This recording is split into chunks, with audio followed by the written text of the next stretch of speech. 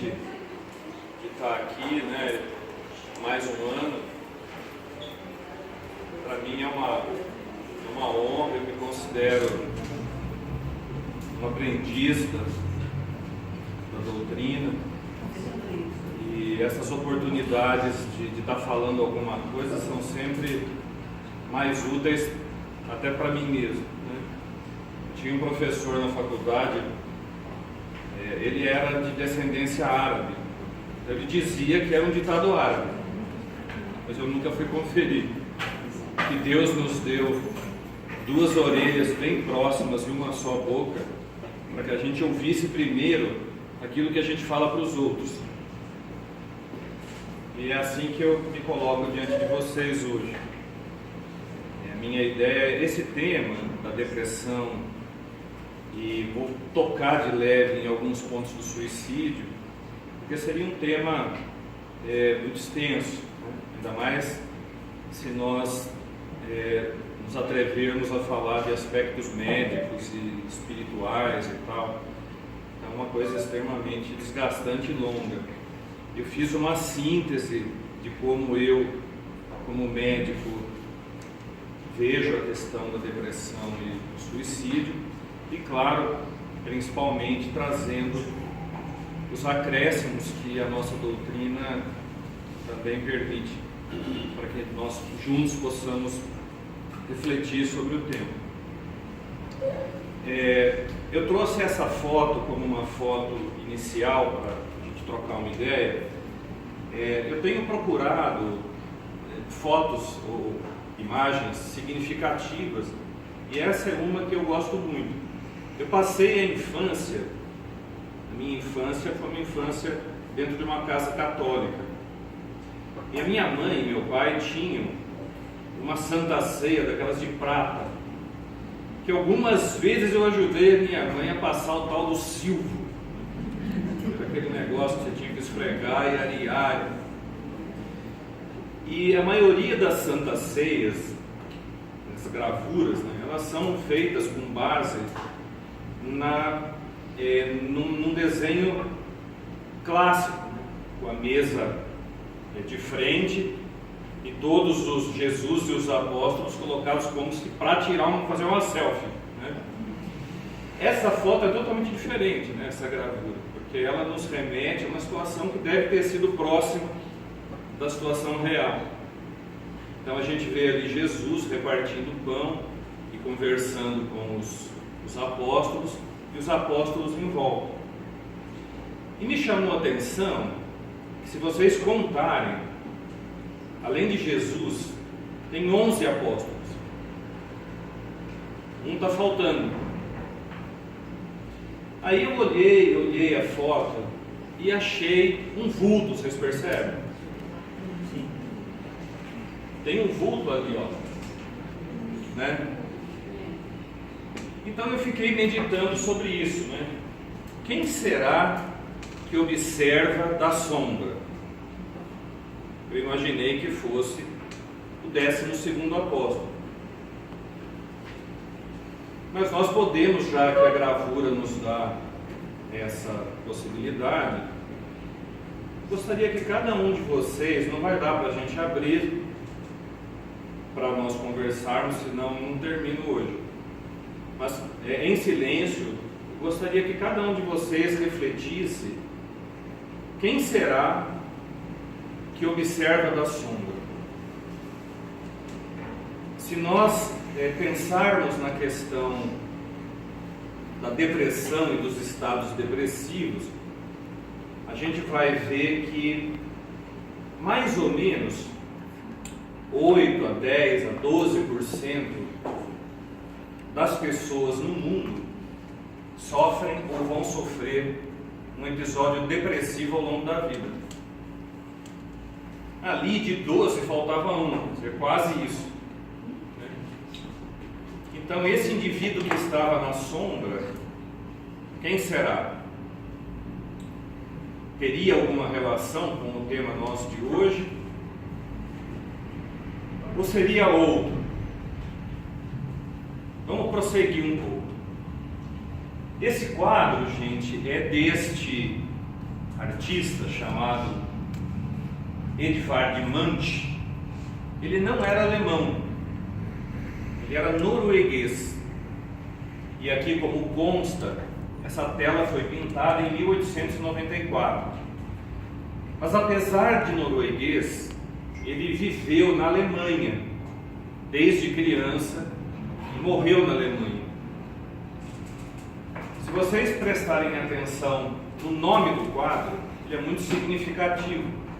Ele se chama A Melancolia.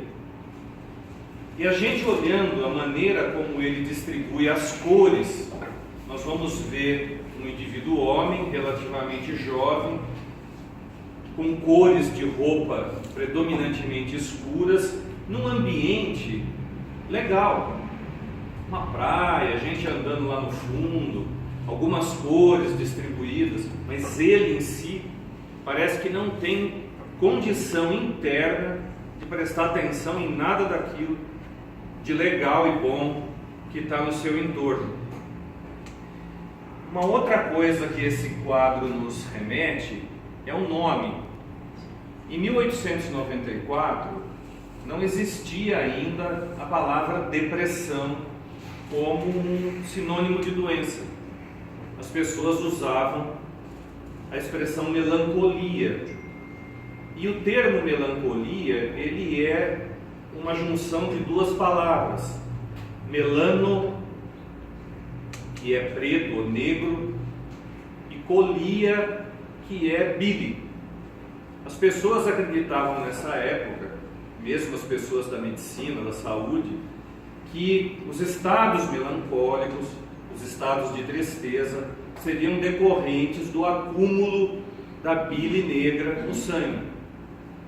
Então, as pessoas que tivessem excesso da bile negra seriam consideradas melancólicas. Por outro lado, esta época marca o início de uma nova fase dentro da história humana. Por quê? Menos de 100 anos antes, nós tivemos a Revolução Francesa e tivemos o advento cada vez mais forte e progressivo das ideias materialistas. Que ideias materialistas? Aquelas ideias das quais o filósofo Nietzsche se fez portador, ou seja, cada vez menos nós, enquanto humanidade, achávamos que precisávamos da ideia de Deus, porque como a ciência estava avançando e explicando tudo à luz da razão, que era da obscuridade medieval, os homens acharam que chegaria uma hora que nós nem precisaríamos de Deus para justificar um monte de coisas. Pela própria razão, pelas descobertas científicas, nós então um dia poderíamos executar Deus na praça pública, que é o que Nietzsche coloca numa de suas obras. E não que ele acreditasse nisso, mas era uma percepção do sentimento e do pensamento europeu da época. Então, se nós trouxermos isso em outras palavras, o autor, o Edvard Munch, ele simboliza com esse quadro o pessimismo, que passou a fazer parte de maneira cada vez mais presente na vida da humanidade. E nós ainda somos herdeiros deste tempo. Eu diria para vocês que o sentimento que mais impera nas pessoas que eu atendo é o pessimismo. Haja vista este ano, né? Que é ano de eleição de presidente, etc. É difícil que a gente diga alguma coisa positiva. Mas independente desse momento que o nosso país vive, é muito difícil que a gente fale coisas positivas. Se cada um de vocês imaginar, fora aqui do centro, as últimas 10 pessoas com quem você conversou, entre ontem e hoje, Quantas disseram coisas legais para você? Coisas boas, otimistas, de pôr para cima? E pense no que você falou para as últimas 10 pessoas que você encontrou. Para quantas você disse coisas boas, legais, otimistas, de esperança? Vocês percebem? É pouco provável que a gente tenha dito, eu me incluo, coisas assim. Então nós herdamos essa cultura do pessimismo. E esse pessimismo, ele é importante quando a gente estuda o aumento estatístico dos casos de depressão que a gente vem vendo da década de 40 e 50 do século passado para cá. Porque essas coisas vão aumentando no nosso contexto, no ambiente que a gente vive. E o pessimismo, do ponto de vista filosófico, ele é simbolizado nesses 3 valores que ali estão: no vazio existencial, no alheamento. O alheamento, em psicologia, ele significa o fato da gente não se sentir empoderado da própria vida. A gente fica meio que à parte. E a falta de propósito. Se nós pegarmos e dermos uma categoria para esse pessimismo, de que pessimismo eu estou falando? Daquelas pessoas entre as quais nós podemos nos contar, aquelas que têm uma sensação de vazio, que não nos sentimos devidamente localizados na vida, como ela se coloca. É aquela sensação de estarmos deslocados no ambiente que a gente vive. E também a questão da falta de propósito. Vamos seguir. A depressão, do ponto de vista médico, ela é considerada uma doença que não só afeta a neurologia e a psiquiatria, mas também o ambiente que o indivíduo vive. Por quê? Porque ele tem um conjunto de sensações e sintomas que dizem respeito a um sofrimento moral, ou seja, do eu interno, uma inibição psicomotora, ou seja, essa parte neurológica da depressão. O indivíduo com depressão, ele tende a se sentir inibido, com baixa energia, ele deseja muito ficar deitado ou parado, quieto, como se ele não tivesse energia física para fazer as coisas. E também tem um componente de estreitamento de vida. Ele não consegue, às vezes o ambiente dele, que era o seu bairro, a sua cidade, onde ele trabalha e circula, passa a ser às vezes a casa ou o quarto, onde ele tende a ficar isolado.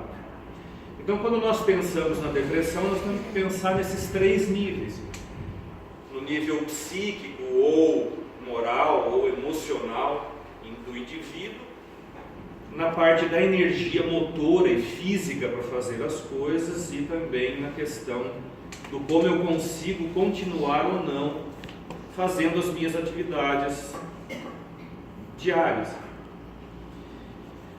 Diante de uma suspeita ou da certeza deste indivíduo que tenha um quadro de depressão, eu me reporto ao Livro dos Espíritos, que Allan Kardec pergunta em certo momento de onde provém o desgosto pela vida que se apodera das pessoas sem motivos plausíveis, ou seja, sem motivos que a gente consiga de fato justificar. Então eu usei esta pergunta de Kardec aos espíritos e coloquei, um indivíduo que se sinta dessa maneira, há motivos plausíveis para ele ficar assim? Nós podíamos ficar um dia todo discutindo os motivos plausíveis, porque o que é plausível para um não é plausível para o outro. mas vamos aceitar como regra geral. Quando há motivos plausíveis, nós dizemos que esse indivíduo tem uma depressão secundária ou reativa, ou seja, ele está apresentando sintomas depressivos porque está vivendo uma situação difícil. Quando não há motivos plausíveis, nós usamos então o critério da depressão primária, que é o indivíduo que tem a doença depressiva, que nós espíritas podemos entender como algo de raízes em existências anteriores, mas frequentemente há raízes na vida presente.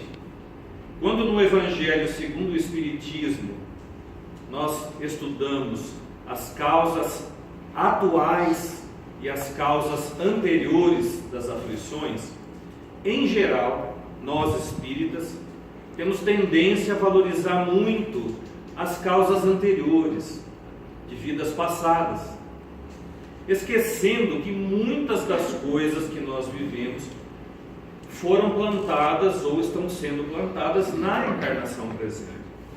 Então, antes da gente rotular os nossos problemas como os problemas kármicos, é importante que a gente faça primeiro uma análise da vida presente, porque a gente se reportar à vida passada faz com que a gente se esqueça de uma outra recomendação de Allan Kardec, onde ele dizia que nós havíamos de prestar bastante atenção nas nossas tendências e inclinações.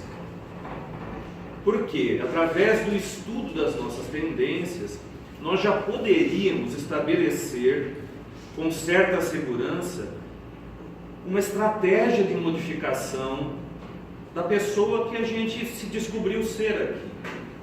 Talvez só com isso já fazer algumas mudanças positivas. Então Kardec e os espíritos da codificação, ao trazerem o elemento espiritual e o elemento da reencarnação a mais, uma ampliação da maneira de a gente entender as coisas, eles não, em momento nenhum, nos pedem que desconsideremos aquilo que nós estamos vivendo e que vivemos nesta encarnação. Então a importância de a gente entender que tem muita gente, por isso que eu pus essa setinha aqui, tem muita gente que não acha motivos plausíveis, mas ela os tem, se os procurar bem, às vezes com a ajuda da família, de uma psicoterapia, de um trabalho de atendimento fraterno dentro da casa espírita, ela pode conseguir fazer uma avaliação melhor do seu próprio procedimento, das coisas que ela vem passando nessa encarnação, para que justifique o seu estado de desgosto pela vida. E por outro lado, tem muita gente que tem motivos plausíveis, mas no fundo também tem dentro de si outras situações que podem o predispor a uma depressão doença. Então isso aqui é algo que a gente deve sempre ter em mente quando vê alguém numa situação de depressão, ou que nós mesmos nos vejamos, nos peguemos assim. E neste quesito também tem alguns itens que a gente tem que levar em conta interferindo. Por exemplo, nós sabemos hoje que existem fatores da química cerebral que podem nos predispor a estados depressivos ou não. Todo mundo aqui já sabe a famosa serotonina. É comum no consultório alguém chegar e falar: doutor, eu quero que o senhor mande dosar a serotonina. Eu digo: por quê? Porque eu acho que eu tenho depressão. Então, provavelmente deve ter procurado no Dr. Google, né? Ou ouviu alguém falar, mas assim, já é um conhecimento bem comum essa coisa de que existe um componente químico. A gente sabe que a serotonina não é a única substância envolvida, mas ela está envolvida. Isso quer dizer que todos os casos, então, são um desvio da química cerebral? Provavelmente não. Que outros fatores? Fatores culturais e históricos. Vocês imaginem uma criança que tenha nascido no Afeganistão nos últimos 15 anos e que passou a infância e parte da juventude vendo o seu povo dominado por pessoas de fora, um monte de gente morrendo de fome e guerra para todo lado. Como é que você vai analisar o comportamento dessa criança, desse jovem? Então, existem fatores históricos e culturais que vão fazer no nosso país, um país deste tamanho, tem muitas mudanças. Ontem, saiu na Folha de São Paulo, para quem viu, uma estatística interessante que fala que o número de suicídios no Brasil é 3 vezes maior nas raças indígenas. Vocês percebem por quê? Porque eles estão entre a cruz e a espada. Uma parte já perdeu as terras que tinha, uma parte está tentando se aculturar num ambiente que lhe era estranho. Eles estão totalmente perdidos, não sabem para que lado correm. Então são fatores de ambiente, de você estar ou não se sentindo empoderado do seu meio. Então a gente tem que levar isso em conta quando nós pensamos em depressão reativa, em depressão primária, em ter ou não ter depressão. Um outro aspecto são as crenças e valores de cada um de nós. Tem indivíduos que cresceram em meios de gente melancólica, de gente pessimista, de gente negativa. E tem aqueles de nós que tivemos a sorte de crescer num meio mais otimista, mais cheio de esperança, não só no aspecto de oportunidade social, mas do que a gente escuta dentro da nossa casa quando a gente é criança. Então o conjunto dessas coisas que a gente aprende na primeira, na segunda infância e na juventude é o que vai fazer, de certa forma, o conjunto das nossas crenças e valores, somado com aquilo que a gente já traz das outras encarnações. Então, como nós reagimos a cada situação de vida depende disso. E por fim, a estrutura familiar e social que passa por aquilo que a gente já comentou. Então vejam que quando a gente pensa na depressão, nós teremos tantos tipos de depressão quantas forem as pessoas que a portam, porque cada indivíduo tem a sua depressão, porque esses valores todos estarão misturados na gente com a nossa história. Dá para entender isso? Então não dá para a gente colocar todo mundo numa mesma caixa e tratar todo mundo igual. Do ponto de vista medicamentoso, existem variações também de como tratar. Mas mais do que remédio eu vou usar, que não é um caso dos centros espíritas, mas como que eu vou abordar esta pessoa para fazer alguma coisa por ela, isso é uma coisa que interessa muito. Porque eu não posso generalizar. Eu dizer que o indivíduo tem depressão porque ele sofreu na infância, vai ser verdade para uns, mentira para outros. Eu dizer que o indivíduo tem depressão porque ele está sob processo de perturbação espiritual, é verdade para um, mentira para outros. Eu não posso generalizar porque cada um tem a sua história. Ok? Vamos seguir. Do ponto de vista dos últimos critérios médicos para a classificação da depressão, é esta que a gente usa. A depressão é estudada dentro dos transtornos de humor. O humor é uma palavra que se usa em psicologia para dizer o meu estado de espírito. Quando a gente fala que vai ler um filme de humor, a gente pensa logo na questão da risada, do gracejo, né? Mas o humor é o alto e baixo, pode ser o lado positivo e o lado negativo do nosso estado de espírito. E a depressão diz respeito exatamente a esse estado de espírito quando negativo. Então nós temos como a primeira e mais prevalente condição de transtorno de humor a depressão chamada unipolar ou depressão maior. Por que ela é chamada de depressão unipolar? Porque ela tem um polo só, que é o polo da tristeza, o polo da melancolia, o polo do desânimo. Em contrapartida, que é o número 2, existe o transtorno bipolar, que na classificação de 20 anos atrás, faz tempo que não se usa mais, nós chamávamos de psicose maníaco-depressiva.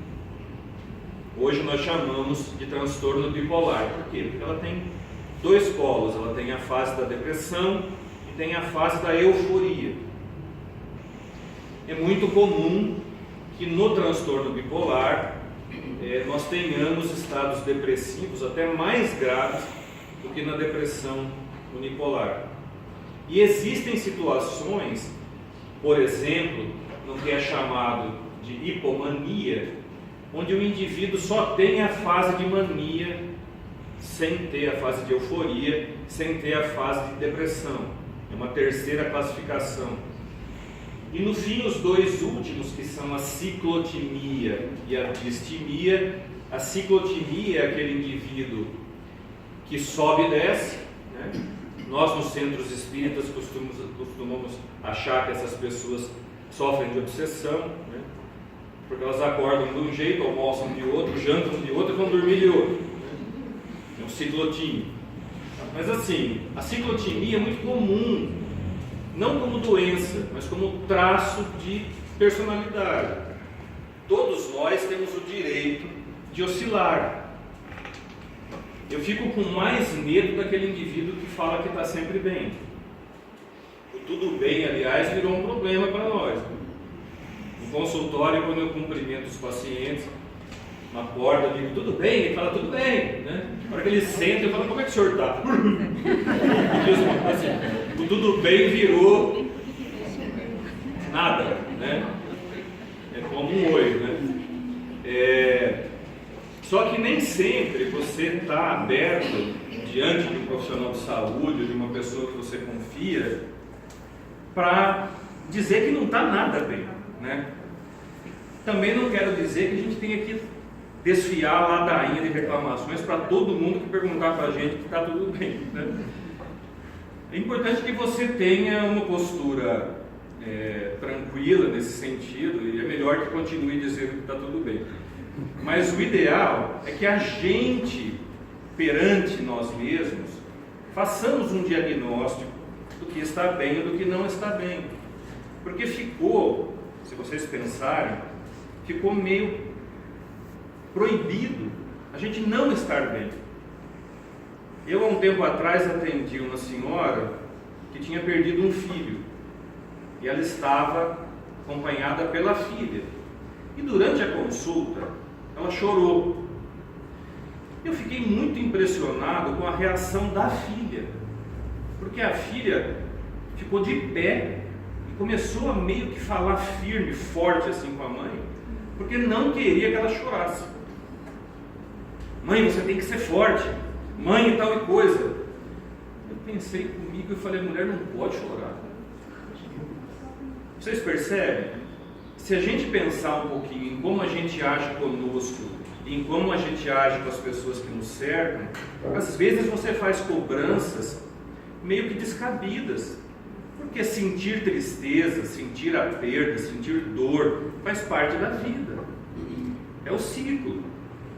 Então, se uma pessoa hoje ficar 2, 3 dias um pouco menos falante do que ela está acostumada, alguém já vai bater na porta da casa dela perguntando se está acontecendo alguma coisa.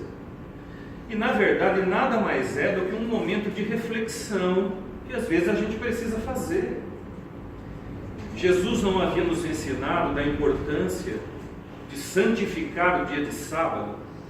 Ou seja, você tem que parar um dia de trabalhar, você tem que parar um dia para olhar para si.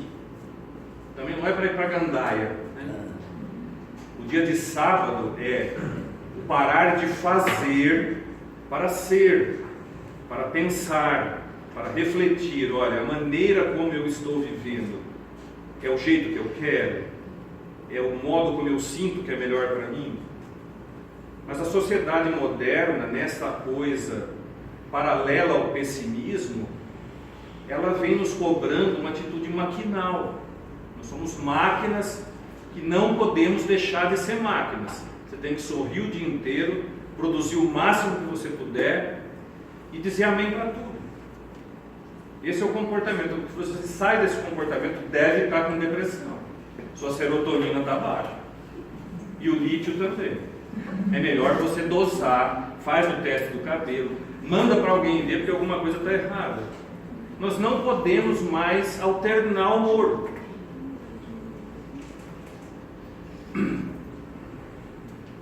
E a ciclotimia e a distimia são exatamente esses ciclos. A ciclotimia é aquele alto e baixo que todo mundo tem sem ser doença. E a distimia é aquele indivíduo sempre quietinho, sempre de baixa energia. Ele só pode receber esse diagnóstico se ele ficar pelo menos 3 anos desse jeito. E um indivíduo só pode ter um diagnóstico de depressão unipolar se ele ficar pelo menos 3 semanas com comportamento depressivo mesmo, tá? Aquela tristeza profunda que o impede de sair para cumprir os seus papéis sociais, um desinteresse absoluto por todas as coisas que ele costuma e gosta de fazer, alterações de apetite, alterações de sono, autoimagem negativa, sensação de culpa, baixa energia, perda de atenção, perda de concentração. A Sociedade Brasileira de Psiquiatria, que segue a Associação Norte-Americana de Psiquiatria, estabelece 11 critérios para a gente fazer diagnóstico de depressão. Você tem que ter pelo menos 5 ao mesmo tempo e por pelo menos 3 semanas seguidas, para que nós possamos fechar o diagnóstico de depressão. Fora isso, não é depressão. É alguma coisa que está acontecendo com aquele indivíduo. Ele precisa tentar descobrir, e se a gente for um instrumento de ajuda também. Tudo bem até aqui, pessoal? Existem algumas associações, algumas situações de risco que podem andar juntas com a depressão. A primeira delas é a mais séria e mais grave, que é o abuso de substâncias, principalmente o álcool. Tanto as pessoas que têm um transtorno depressivo têm tendência a fazer abuso de substâncias, como o oposto também é verdadeiro. A pessoa que faz abuso de substâncias passa a ter tendência a ter um quadro depressivo. E estes indivíduos que têm depressão unipolar ou bipolar e consumo de substâncias, em particular o álcool, estão entre as de maior risco para o suicídio, de todos os casos de transtorno depressivo. Também o indivíduo que tem esse tag aqui é transtorno de ansiedade generalizada. Os indivíduos ansiosos, muito ansiosos, porque pouco ansiosos somos todos, mas os indivíduos muito ansiosos, quando que a gente considera um indivíduo com transtorno? Igualzinho à depressão, quando a sua ansiedade o impede de cumprir os seus papéis familiares e sociais. Se você é uma pilha, mas faz tudo, você tem uma ansiedade dentro do controle. Se aquilo começa a te prejudicar nas suas funções, você tem um transtorno de ansiedade, que tem vários tipos. Os indivíduos ansiosos são os que costumam ter pânico associado, transtorno de pânico. Então isso é comum andar junto com a depressão, unipolar ou bipolar. Antigamente chamava-se, ainda tem alguém que chame, de depressão ansiosa. Então, ao mesmo tempo que ele tem a falta de energia, a tristeza, o o desinteresse pelas coisas, ele também está sempre pilhado. E por fim, o toque, o transtorno obsessivo compulsivo e a fobia social, numa escala menor, também estão associados aos processos depressivos. Mas daqui o que eu queria trazer mais de informação para vocês, como todos nós atendemos dentro e fora das casas espíritas as pessoas, lembrar que aquele indivíduo que tenha um transtorno depressivo ou bipolar e faça uso de substâncias, de drogas, esse indivíduo tem que ser monitorado com mais carinho. Todos merecem, né? O nosso carinho, o nosso acolhimento, mas esses eu recomendo a vocês que, se ele não estiver fazendo um acompanhamento de saúde, peço para que procurem ajuda, né? Esse slide é para dizer o quê? Que cada vez mais nós estamos vendo casos de depressão em crianças, mas sempre os houve. Ultimamente, nos últimos 10 anos, 15 anos, os casos aumentaram muito. Os serviços de saúde dos Estados Unidos têm registrado um aumento de até 4 vezes nos casos de internação de crianças e jovens até 14 anos por tentativas de suicídio. E o principal motivo, vocês já devem intuir, são as redes sociais. Porque como essa geração que hoje está até com 14, 15 anos, é a geração que já nasceu de celular na mão. E elas vão se sentir incluídas ou excluídas dependendo disso, não é mais o social de convivência. Se uma pessoa, minha filha de 18 anos me falou: pai, se uma pessoa hoje de 14, 15 anos postar alguma coisa no Facebook e não tiver pelo menos 50 curtidas, ela acha que a vida dela não vale a pena. Então vejam que isso é um mundo que a maioria de nós não vive. A gente não faz ideia do quanto essas coisas mudaram. Lembra que eu falei do contexto social, cultural, etc? Não adianta você imaginar que essa criança está obsidiada. Ela pode até estar, mas você tem que conhecer o contexto dela para poder ajudá-la. E nós, dentro do trabalho do acolhimento, do atendimento fraterno, podemos ter um acesso a esse tipo de informação, sem condenar pai e mãe, porque também você fala: nossa, a culpa é do pai e da mãe, que não tira o celular da criança. Veja, as coisas não são fáceis nem simples de resolver. Então quem tem filho aqui de jovem sabe que não é biscoito. Então não tem solução fácil. Quando nós, dentro da casa espírita ou em qualquer lugar, estamos diante de uma outra pessoa para fazer algum bem, a gente tem que pensar em te deixar de lado um pouco as nossas crenças e abrir o coração para a pessoa contar o que ela queira contar com os valores dela e não querer impor os nossos, porque daí ela não vai se sentir acolhida. A gente hoje tem cada vez mais casos de gestação, de depressão durante a gestação e depressão no periparto, um pouco antes e logo em seguida. E também nos idosos, que é a área que me interessa mais diretamente, que eu sou geriatra.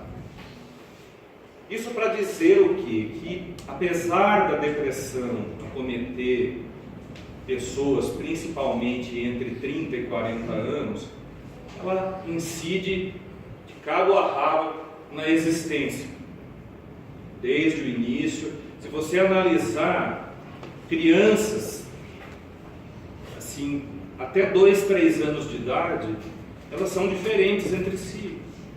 Tem aquelas que já mostram mais energia, as que mostram menos energia, as mais ou menos. Isso só confirma aquilo que nós estudamos desde 1857 dentro da doutrina espírita, que nós somos espíritos que reencarnamos. Tem coisas que a gente já traz e tem coisas que a gente ou atenua ou complica depois que encarna, não é? No mundo, gente, olhem que números assustadores. Tem 800 milhões de pessoas com transtornos depressivos, não graves, em todas as suas nuances, em todos os seus matizes, desde os estados depressivos passageiros, reativos, até os estados de depressão grave. Então tem gente para burro, né? Não são poucos. Hoje estima-se que em cada família de 5 pessoas haverá pelo menos uma que vai ter um transtorno depressivo ou já teve ao longo da vida. Isso corresponde a 12% da população em média, da população mundial. E a idade mais prevalente é dos 30 aos 45 anos, principalmente na mulher. A mulher tem mais tendência a fazer depressão unipolar e o homem tem mais tendência a fazer depressão bipolar. Não me perguntem por quê. Então, eu gostei muito dessa imagem porque ela representa aquele indivíduo que está no quadro depressivo grave. Na maioria das vezes, é assim que a pessoa se sente. Se ela pudesse descrever com uma imagem. E a pessoa num quadro depressivo grave, como a gente já comentou, é aquela que traz mais risco de um comportamento suicida. O comportamento suicida, pessoal, ele não preocupa só naquele indivíduo que teve êxito. Porque para cada um indivíduo que teve êxito, nós temos de 10 a 15 que tentaram, ou que pensam seriamente em fazer. E normalmente, o suicídio ele é um processo que vai crescendo dentro da pessoa. Nem sempre ele está relacionado à depressão. Nem todo suicida é um deprimido diagnosticado. Mas a depressão é um elemento importante para o pensamento, para a elaboração do pensamento de morte. Nós temos que estar atentos a isso. Esses dados eu trouxe, peguei de ontem para hoje, achei interessantes. Olha, da Folha de São Paulo, de ontem, e são dados do Ministério da Saúde e do IBGE. Então vejam que ele fala que o índice de suicídios no Brasil cresceu 18% desde 2007. E a taxa entre os homens é quase 4 vezes a das mulheres, o que é um dado diferente do que a literatura mundial mostra. Isso são dados do Brasil. E quando você olha aqui, olha, em 2007 nós tínhamos 7,8 casos por 100 mil habitantes por ano, e hoje temos 9,2. E nas mulheres 2,2 a 2,4. Vejam que eu estou falando em suicídio, não em depressão. A mulher tem mais depressão, mas o homem se mata mais. A mulher tenta mais suicídio. O homem normalmente não avisa, ele não faz a cena. Ó, gente, olha para mim que eu não estou bem. Ele premedita e a hora que você vê já foi. Então, homens com depressão. Quinta-feira eu participei de uma mesa redonda no CVV e a coordenadora informou que no Brasil, uma pessoa a cada 45 minutos se suicida. No Brasil? No Brasil. Tem um outro dado, que no mundo é uma pessoa a cada 40 segundos.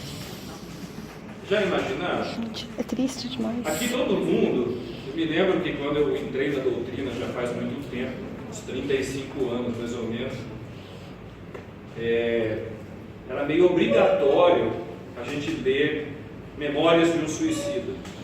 Uhum. E eu me recordo que quando eu li esse livro, eu não tinha a vivência que eu tenho hoje. Eu vi o suicídio uma coisa distante de mim. E depois a experiência profissional e de vida foi mostrando que não. Vocês imaginem se nós temos no mundo um suicídio a cada 40 segundos e no Brasil um a cada 40 minutos, os espíritos desencarnados do bem não tem como brincar em serviço, né? Porque eles estão trabalhando o tempo todo, só pensando no suicídio, sem contar todas as outras situações em que eles necessitam nos ajudar. Então, quem acha que ao desencarnar vai ficar meio ocioso, esqueça. A menos que você não queira trabalhar, mas se quiser, não vai faltar serviço. Esse número de homens suicidas no Brasil, se a gente pegar por grupo racial, como eu já disse, em primeiro lugar, disparado são os indígenas, em segundo lugar são os caucasianos, os brancos, em terceiro lugar os negros e por último as raças orientais. Isso distribuindo nas classes raciais. Esse gráfico eu achei muito interessante, olha, que tem, na verdade, 5 anos de média. Se a gente pegar essa coluninha em preto, são as mortes por suicídio. Então vejam que está na faixa dos 10, 11 mil por ano, como estava no gráfico anterior. Vocês viram? Ó. Então, durante o ano de 2016, foram 11.433 suicídios no Brasil. Se a gente olha para o outro gráfico, é mais ou menos a média, com discreta elevação. Porém, quando a gente pega as tentativas de suicídio, a partir de 2011, a gente tem tido um aumento importante. O fato da pessoa não ter tido sucesso no que ele queria, não tira a importância dessa taxa, porque mostra que ao longo dos últimos anos, nós estamos cada vez mais pessimistas, cada vez mais descrentes, cada vez mais desinteressados da vida. No dizer de Kardec, o que justifica o desgosto pela vida que algumas pessoas apresentam, não são algumas, hoje são muitas. Parece que nós estamos piorando. E vejam que em pesquisas livres de opinião, só 8% das pessoas se dizem sem religião, ateus. 92% das pessoas seguem alguma coisa. Então, nosso problema não é falta de Deus, como costuma se dizer. Ou melhor, é falta de Deus, não é falta de religião. O que traz uma grande ideia. Tá? Religião não significa fé. Vocês percebem como é diferente? Eu seguir alguma coisa me garante que aquilo tem me edificado, aquilo tem melhorado o meu olhar perante a vida. Eu estou diferente com a crença que eu abraço. Eu estou diferente aqui dentro. Por que eu digo aqui dentro? Porque fazer a caridade não pode ser um ato mecânico. Eu não posso fazer a caridade, ou posso, tá? Mas eu não deveria fazer a caridade só porque eu tenho medo de ir para um umbral. Eu tenho que fazer a caridade porque isso virou um valor para mim. Que olhar para o outro e ver o outro em sofrimento me toca. E não porque eu aprendi lá no centro que fora da caridade não há salvação. Se a gente for esse tipo de gente, a gente continua sendo o indivíduo que acredita que fora da igreja não há salvação. Porque não se tornou ainda um valor para mim. Nós não entendemos ainda a doutrina. Nós precisamos de mudança de dentro para fora. Isso quer dizer então que eu cuidar de mim e cuidar do meu semelhante não tem valor? Claro que tem, sempre tem. Mas por que os números de tentativa de suicídio estão aumentando? Isso é um número que provoca uma reflexão na gente.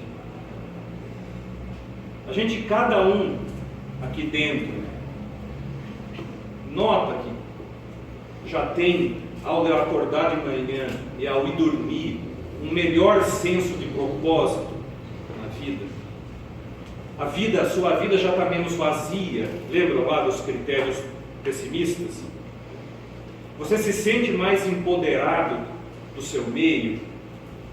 Você está confiante na providência divina, cuidando de você a cada dia que você acorda?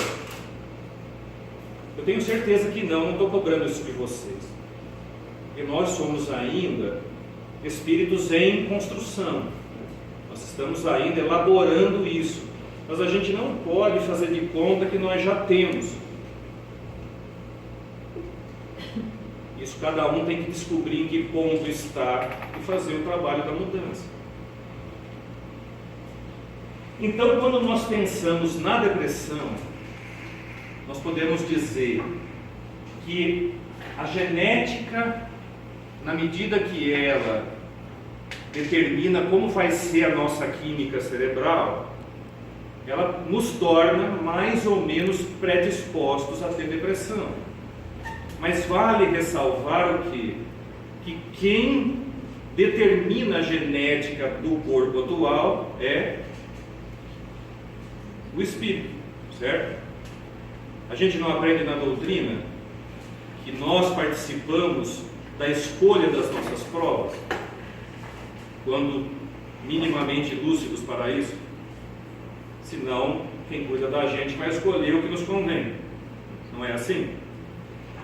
Então, se eu escolho a natureza das provas que eu vou viver em cada encarnação, eu vou desenhar o meu futuro corpo de acordo com a minha necessidade. Então, a genética também é escolha do espírito. Mas se a gente não olhar por esse lado, vamos olhar pelo lado da ciência material. A genética, então, cria uma predisposição. A química cerebral nos torna mais ou menos vulnerável aos altos e baixos da vida. Hoje a gente usa muito, na psicologia e na medicina, a expressão de sermos mais ou menos tolerantes à frustração. Tem pessoas que são muito tolerantes à frustração. Ele levanta, ele cai, no dia seguinte ele está de pé e toca a vida dele. Tem as pessoas normais, talvez sejamos a maioria de nós, e tem as pessoas com baixa tolerância à frustração. São as pessoas que não conseguem lidar com nenhuma negativa da vida. Tudo ela vai sofrer mais.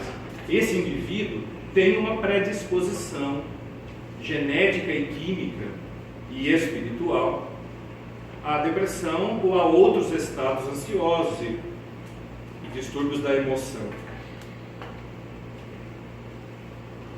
O estresse do dia a dia. Eu até vou perguntar, pessoal, quem aqui tem vida estressada? Levanta a mão. Ó, tirando os tímidos, tem uns 30%. Né? Então, a maioria de nós leva a vida estressada, tanto no sentido do ritmo que a gente vive, quanto no sentido da quantidade de problemas que a gente tem que gerenciar. Isso é o que faz a percepção do estresse. Então, junta numa mesma pessoa uma genética que predispõe, um cérebro que deixa a gente mais vulnerável e mais sujeito àquilo, uma vida de corre-corre que a gente não tem espaço para fazer nada do que gosta, não é? E aí, essa tomografia, ela mostra, olha que interessante, o cérebro de um indivíduo deprimido e um de um não deprimido, mostrando como muda a atividade cerebral com comprovação científica de um indivíduo que está num estado de depressão ou não. Essa foto é muito importante, pessoal, porque tem uma parcela pequena, mas eu diria de peso, que ainda não acredita na depressão como doença. Acha que depressão é falta do que fazer, que depressão é falta de vergonha da cara, frescura. Então, assim, a depressão é uma doença, sim, senhor. E é assim que ela deve ser vista. Eu não estou dizendo que eu acho correto a gente se esconder atrás das doenças, mas isso não precisa ser deprimido. Eu me lembro quando eu era criança, eu adorava ter uma dor de barriga. E quando eu tinha dor de barriga ou febre, eu podia não ir na escola. E ainda minha mãe me cobria, fazia um chazinho e me deixava assistindo televisão. Nossa, que sucesso! Não é? Quem não gosta desse tipo de coisa? Então, muitas vezes, ao longo da vida, nós acabamos nos escondendo um pouco atrás de uma dorzinha e tal. Faz parte do nosso ser, do normal. O problema é quando a gente abusa. O Divaldo diz uma coisa muito forte, eu acho muito verdadeira, que é muito complicado e duro a gente ser saudável. Porque o indivíduo que tem aquele jeitinho de vender saúde, todo mundo pede as coisas para ele. Pô, pede para o fulano, para a Maria, como é que ela faz? O nego já está ali carregando o mundo nas costas e sempre tem alguém pedindo, né? Então você dá umas escamoteadas de vez em quando é bom, para você ter um espaço, um fôlego. Agora sim, não ir até o ponto da patologia, né? Onde a gente deixa de viver por conta de uma doença. Então, dentro das nossas possibilidades, é importante que a gente busque dentro de nós a energia necessária para a reação. E quando isso não seja possível, buscar ajuda. A busca de ajuda em qualquer problema de saúde ou não, ela é o básico, e na depressão muito mais. É preciso que a gente se abra, mas se abra com as pessoas certas. Porque você ter um discurso muito negativo o tempo todo, isso afasta a ajuda de você, porque você fica um chato, né? Agora, quando você não está bem, é importante que você tenha 2 ou 3 pessoas em quem você confie, e você chegue e diga, sem medo de importunar. Já falava, olha, eu não estou legal, será que você pode me ajudar? Porque isso é o que faz a diferença. Então, nem aquela pessoa que só se queixa, e nem o orgulho que nos impede de pedir um socorro quando necessário. Concorda? Vamos tocar, senão a gente não acaba. Esse slide talvez seja um dos mais importantes dentro da proposta que a gente está trazendo hoje, né? Isso aqui é um resumo do que foi dito até agora. Olha, nós temos aqui esse indivíduo, eu pintei ele de preto pensando lá no quadro do Edvard Munch, que tem uma predisposição genética, tem um desajuste químico no cérebro, tem uma vulnerabilidade psicológica e está estressado até o cabelo. Então, esse indivíduo ele tem tudo, né, para estar com depressão ou para vir a ter. Só que não acaba aí, né? Vamos pensar, ó, que nós vivemos numa cultura materialista, hedonista e pessimista. Para quem não sabe, hedonismo é aquele indivíduo que não tolera frustração. Por quê? Porque ele foi educado para ser feliz ontem. Ele não tem tolerância a esperar. Ele não sabe postergar a gratificação.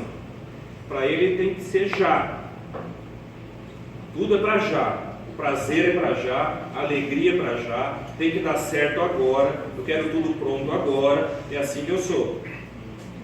Então esse mundo hedonista, e que a vida digital, de certa forma, tem botado lenha nessa fogueira, porque antes, você imagine, se afundasse um navio lá na Itália, a gente ia ficar sabendo 50 dias depois. Hoje você fica sabendo antes do navio afundar. E lugar 2 acorda. Então é tudo muito rápido. Só que tem coisas, gente, que rapidez não cabe. A mudança aqui dentro é demorada. Eu posso ir, sei lá, num esteticista e hoje à noite eu estar com outra cara. Mas aqui dentro vai estar igual ou pior. Por que pior? Porque eu não me aceitei como eu sou. Eu quis ir lá e fazer um trem diferente, né? Então, assim, tem certas coisas que não servem no mundo do veloz. Não servem no mundo veloz. E uma delas é aquelas que a gente aprende no Evangelho. É a paz interior, é a capacidade de olhar o outro com outros olhos, de levar a vida pensando também nos bens espirituais e não só nos bens materiais. Isso são conquistas que nós vamos fazer através de uma encarnação inteira ou de várias encarnações, de foco, trabalho e estudo sobre nós mesmos. Não tem como ter pressa para isso. Tem coisas que tudo bem, quanto mais rápido melhor, mas tem coisas que não vão jamais entrar nesse critério da urgência, da pressa, do para ontem. Nesse sentido, entram as influências espirituais. Então vocês imaginem um de nós que tem todos os requisitos nesse meio e recebendo influência negativa ou que multiplica aquele sentimento ruim que a gente já está. Eu acho importante, eu respeito as ideias de um modo geral, mas eu como espírita de um modo geral, muito modo geral, mas eu como espírita,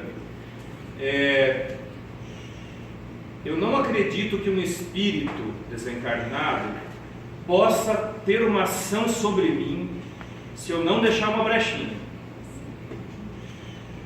Os espíritos só atuam na gente quando eles encontram uma nota de ressonância ou um momento em que a gente abaixa a guarda. Daí o orar e vigiar que Jesus ensinava. Então, quando a gente consegue se manter predominantemente focado nas coisas boas, a gente fica menos refém dos espíritos que são tão desequilibrados quanto a gente, ou mais. Mas é importante que nós entendamos que quando nós fazemos um olhar para as doenças emocionais, e em particular para a depressão, que a doutrina, ela coloca esse item extra aqui, das influências espirituais.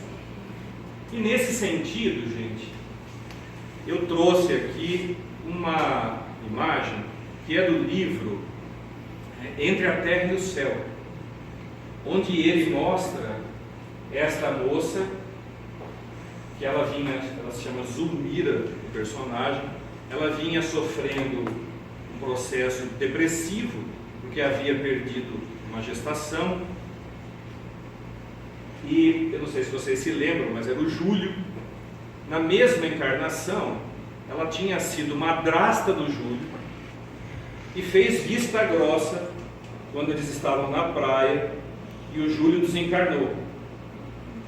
E o Júlio era filho da Odila. Vocês lembram? A Odila já estava desencarnada e ela era a segunda esposa do Amaro, que era o marido encarnado aqui da Zulmira. Aí o que aconteceu? Como ela foi só que o Júlio, por sua vez, tinha que desencarnar daquela maneira, porque ele já era um suicida. Então ele tinha uma vida breve, de 3 anos, e ele tinha que desencarnar na água, porque o primeiro suicídio dele, pelo arbítrio dele, tinha sido se atirando num rio. Aí ele viveu 3 anos nessa encarnação e morreu afogado na praia. Mas só que ela poderia ter tomado uma outra posição. Como era uma contingência da encarnação dele, provavelmente ele morreria de qualquer jeito. Mas ela ficou com consciência de culpa, porque ela viu que o menino estava indo para o fundo e virou, ficou olhando para o outro lado, né? Aí ela ficou com aquilo, ninguém ficou sabendo, na hora que chegaram Ela não contou, óbvio que ela tinha dado uma negligenciada, e passaram-se alguns anos, ela ficou grávida do mesmo espírito. Só que aí, com um ano de vida, ele teve, acho que um mês ou 2 meses de vida, ele era nenezinho ainda, ele teve croup, e desencadeou da doença. O croup é uma doença que pega a garganta. Veja, tudo relacionado, né? A primeira morte através do suicídio por afogamento, a segunda morte acidental por afogamento e a terceira por croup. E ela, então, a Zumira, entrou num quadro depressivo, porque ela estava se sentindo culpada pela morte do primeiro Júlio, que ela não sabia que era o mesmo espírito. E como ela trazia uma consciência de culpa, ela achou que Deus tinha punido ela por ela ter sido negligente, e agora veio aquele Deus punidor, né? Que muitas vezes a gente ainda acha que é assim. Veio e tirou o filhinho dela, só para ela ver como é ruim. E ela estava com aquilo na mente. E a mãe do primeiro Júlio, totalmente negativa, culpando ela pela primeira morte, estava em cima fazendo todo um trabalho de negatividade. E ali no fundo aparecem o Clarencio, o André Luiz, o Hilário e a irmã Clara, que estavam ali em processo de ajuda. Então é bem significativa para nós espíritas essa foto, porque ela mostra esse outro lado como a gente acredita. O processo obsessivo, né, tem que ser sempre levado em conta quando a gente pensa nas doenças de fundo emocional, em particular na depressão, no abuso de substâncias, nos transtornos bipolares, nos transtornos de fobia, de pânico e tantos outros. Aqui é o caso de um suicídio. Essa foto ilustra muito bem aquilo que a gente acredita. Quando nós praticamos o suicídio, nós matamos apenas o corpo. O espírito sobrevive e é em grande sofrimento, porque ele leva, além da dor natural, da perturbação que a morte costuma trazer à maioria de nós, quando muito apegados às coisas do dia a dia, nesse caso ele ainda leva a culpa pela questão de ter ele próprio aniquilado a sua vida. Então, quando nós espíritas pensamos o que fazer, como ajudar, nós temos as ferramentas, todo o instrumental que a doutrina nos oferece. E aí eu fiz um pequeno resumo das maneiras pelas quais nós podemos atuar. Nós podemos atuar com base em Jesus quando atendeu a mulher adulta. Quando eu vi essa foto, me chamou muita atenção a posição da mulher adulta. Ela não estava só envergonhada, ela estava deprimida, porque ela só tomou chumbo.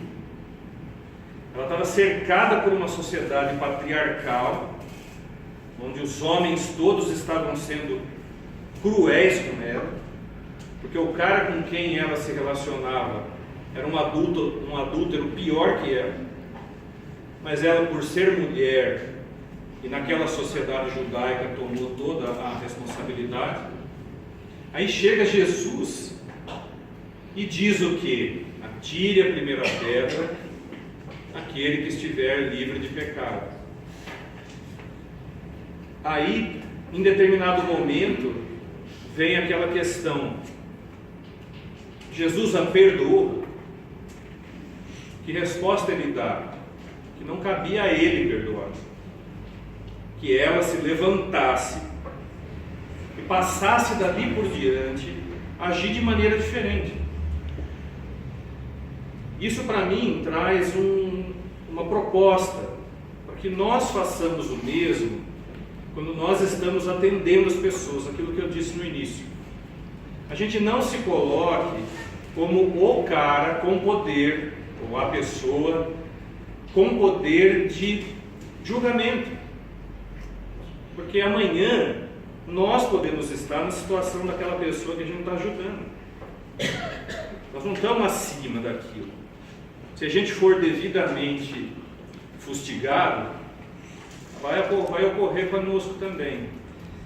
Então, para a gente vale muito, quando abordarmos um paciente portador de depressão ou de ideias suicidas, que a gente o acolha de peito aberto, sem querer dar lição de moral, falando do Evangelho, mas sem querer dar lição de moral, porque nós não temos essa condição, pessoal, de dar lição de moral, minha opinião, né?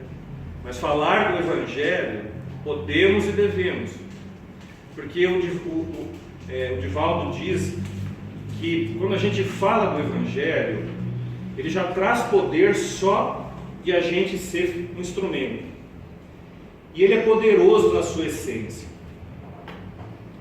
Então, quando a gente abraça, quando a gente acolhe, quando a gente recebe a pessoa, quando a gente a escuta, eu noto que dentro das casas espíritas, e mesmo dentro dos ambientes de saúde, o paciente, a pessoa que nos procura, fala 3 palavras e a gente já está falando. Porque você quer doutriná-lo. E no caso da doença emocional, no caso do primeiro contato de um paciente com um estado depressivo, vale muito mais ouvir do que falar. Porque ele já descarrega. Depois você vai ter que tomar um passo. Mas já valeu. Aí você marca um encontro daqui uma semana ou 2. Se ele tiver mais coisa para falar, deixa ele falar. Aí você vai falar na 3ª ou na 4ª ida. Porque ele vai estar até mais apto para te ouvir. Se você já começa dando lição, o médico como médico, o psicólogo como psicólogo, o espírita como espírita, é pouco provável que a gente tenha êxito. Então eu sugiro a vocês que a gente ouça, acolha emocionalmente e ouça. Se couber fazer uma pequena intervenção antes dele ir embora, para deixar ele com um fruto positivo no coração, ótimo, mas sem doutrinação. O atendimento fraterno, como eu já comentei, eu acho esse um trabalho de extrema importância dentro das casas espíritas. Ele sempre existiu de uma maneira informal, né? Me lembro quando eu comecei a frequentar a doutrina, era meio intuitivo você ficar de olho em quem chegava mais tristinho ou mais problematizado, e aí no fim da reunião você abordava para ouvir. Às vezes a hora que você via, eu já tinha ido embora, né? Quando a gente começou a sistematizar esse cuidado, deve ter uns 20 anos pelo menos, eu achei muito bom, porque a pessoa tem aquele espaço, não na reunião, mas um pouco antes, um pouco depois, na hora que a casa agende, ela tem um espaço no 1 a 1, né? Com alguém para ouvir. Então eu vejo com grande alegria o trabalho do atendimento fraterno. Nas reuniões em que a gente participa, como esta, por exemplo, ou das reuniões de estudo hebdomadárias, como diz o Kardec, né, as reuniões semanais e dentro da agenda de cada casa espírita, nós sabemos que não é uma coisa passiva. O trabalho que nós encarnados realizamos é mínimo. Os espíritos estão o tempo todo atuando na gente. Ali vocês veem que nas pessoas que estavam assistindo a reunião pública da casa, tinha uma senhora com umas vibrações ali meio negativas, e já tinha 2 espíritos ali atentos em como eles iam trabalhar com ela. Então a gente não precisa ficar aflitos. Eu não sei se vocês já viram e ouviram palestras do Divaldo em que dá a impressão que alguém passa mal na plateia. normalmente não aparece. Mas ele lá de cima ele fala: pessoal, continuem prestando atenção em mim, para ninguém se desviar, porque um passa mal, já levanta todo mundo e vai para o lugar. Vocês percebem? Como se nós fôssemos os artistas principais. E na verdade nós somos os artistas coadjuvantes. Não que a gente deva deixar o pessoal correr, não é isso, mas assim, aquela coisa que dá para você só aguardar e não entrar na onda. Por quê? Porque assim, nós temos que entender que por mais que a gente trabalhe e se dedique, nós somos coadjuvantes no processo da ajuda. Os espíritos organizam, nos intuem e vão trabalhando. Se a gente não confiar nisso, se a gente achar que a doutrina é um trabalho meramente humano, aí nós vamos dar razão total ao Herculano Pires quando ele diz que muitas casas espíritas se tornam igrejeiros. A gente vira um rebanho de pessoas sem o maior tesouro que a doutrina pode dar, que é a vivescência de Jesus e as ferramentas que só a doutrina tem para oferecer. O passe, pessoal, a água fluidificada são ferramentas importantes que nós espíritas, além do acolhimento, vejam, eu pus o acolhimento antes. Então, botar o coração e o ouvido é essencial diante das pessoas que nos procuram. E é importante lembrar que nós que estamos todos os dias no centro, ou todas as semanas, nós também estamos entre as pessoas que frequentemente precisamos de colo. É muito comum que a gente só tenha olhos para quem está chegando. E às vezes tem muita gente que carrega o piano no dia a dia que não está bem. Então aqueles que estão melhores, que estão um pouco mais atentos, tem que dar uma olhada e de uma maneira discreta tentar acolher e abordar o nosso companheiro de trabalho, de estudo que não está bem. Não é só quem está chegando. Aqui simboliza uma reunião de desobsessão.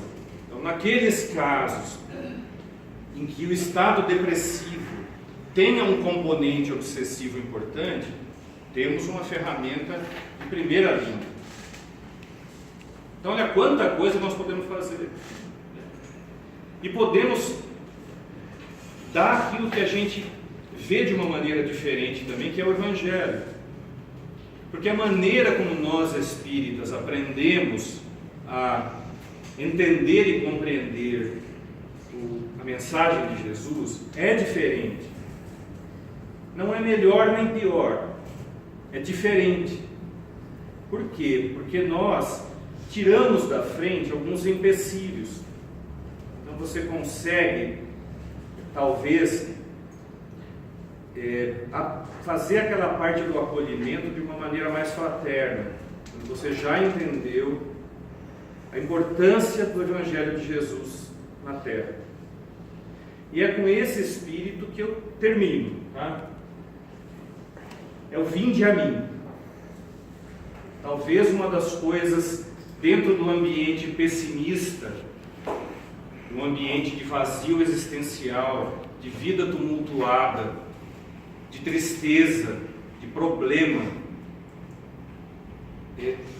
nós voltarmos a oferecer ou entender que esta mão sempre esteve estendida para nós. Vinde a mim aqueles que sofrem, porque eu vos aliviarei.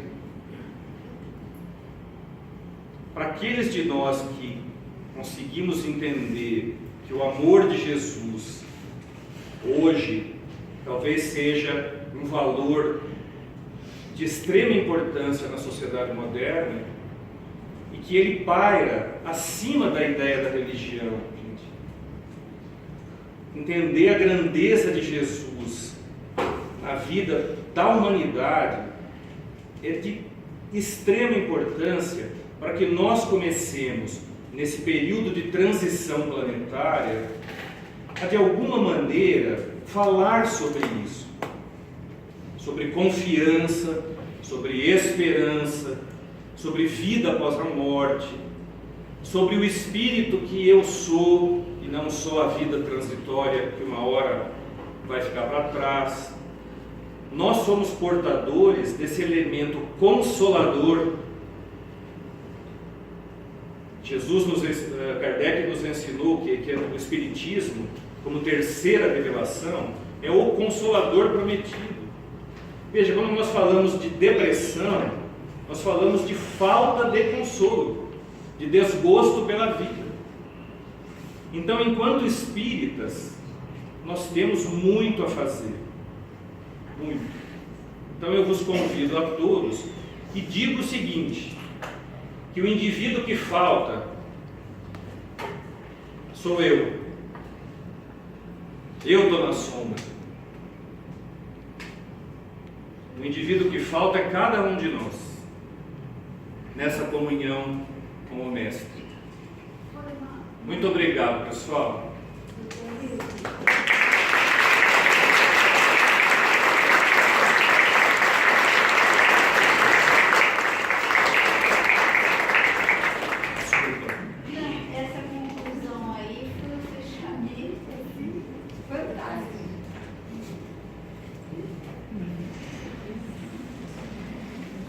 Em nome das casas espíritas afiliadas à União das Sociedades Espíritas de Santa Bárbara, nós agradecemos muito o Dr. Milton por estar conosco nesta tarde. O que ele nos falou a respeito de depressão e pincelou a respeito do suicídio, na verdade, nem é tanta novidade para todos nós, mas a forma com que o Senhor colocou assim, que é possível a casa espírita ajudar. Porque muitas vezes a gente, com tantos anos de doutrina, com todo o arcabouço, a base que a gente recebe, quando chega aquela pessoa, a gente também fica inseguro, né? E a nossa força não é para ficar inseguro, porque nós temos o Evangelho. Essa pessoa depressiva, ela acha no Senhor a medicação, né? Que equilibra, o carinho, tudo. E a casa espírita deve ser, por excelência, onde ela complementa aquilo que às vezes ela não tem em outro lugar, né? E isso aumenta muito a nossa responsabilidade, né? Isso aumenta a participação da casa espírita no dia a dia das pessoas. Eu tive esse enfoque, não sei se eu me equivoquei. Eu quero agradecer demais o senhor ter vindo, viu? Porque a gente não pode colocar assim, o mundo lá fora, a doença, a depressão, aqui é o Evangelho, aqui não pode falar, né? Deixa lá fora. Não deixa lá fora, traz aqui, né? Aqui tem alguém que ouve, que se interessa, que procura ajudar. Esse lado do espiritismo vivo e atuante, né? Porque parece que nós deixamos assim, só com Jesus. Não, nós no dia a dia, no acolhimento, colocando a mão no ombro, ouvindo, aconselhando, dando um exemplo, e às vezes, como o doutor enfocou muito, não falando nada, né? É um curso de escutatória que o espírita tem que fazer, né? Então eu agradeço muito, viu, doutor, a sua disponibilidade e o carinho. E aqui é a sua casa, volte quando der. Obrigado, gente.